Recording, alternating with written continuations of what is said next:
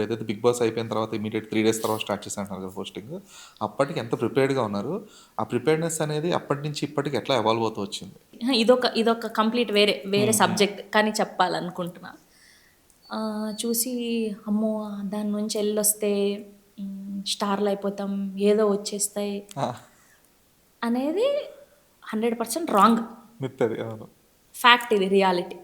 So, నాకు లోపలికెళ్ళొచ్చాక అర్థమైంది. 3 రోజుల నుంచి ఆల్మోస్ట్ ఒక నెల రోజులు నేను అట్‌లీస్ట్ ఒక స్టెప్ ఎందుకో తెలియకుండా పనికెళ్దామన్న ఆలోచన వచ్చింది కాబట్టి నేనంతకు నేను హ్మ్. కాల్ చేసుకొని నేను వచ్చేసానండి, ఎలిమినేట్ అయిపోయాను. నేను మళ్ళీ పని చేద్దాం అనుకుంటున్నా అని అదే మనకు రెగ్యులర్‌గా ఎవరైతే వర్క్ ఇస్తారో వాళ్ళందరికి కాల్ చేసి చెప్పాను. మిగతా వాళ్ళ మైండ్ సెట్ ఏమైపోయిందంటే, మనం స్టార్ అయిపోయినాం. మనం మొత్తం యావత్ ప్రపంచమంతా మనం తెలిసిపోయినాం.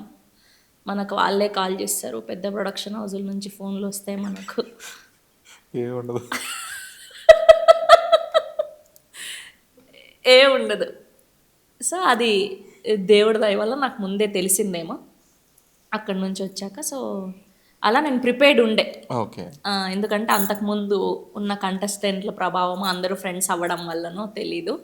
సో, మనకు అది కొన్ని రోజులే. జస్ట్ ఇంకొక స్టెప్ వేయడానికి అది సహాయపడతది ఒక 10%. హ్మ్. అంతే గదా! ఇప్పుడు ట్రూ. ఇంతకుముందు 30,000 వచ్చే దగ్గర నేనిప్పుడు 50,000 అడగగలుగుతాను అంతే తప్ప, అది కంప్లీట్‌గా సోర్స్ కాదు అనేది నేను క్లియర్‌గా అర్థం చేసుకోగలిగాను నాకున్న బుర్రకి.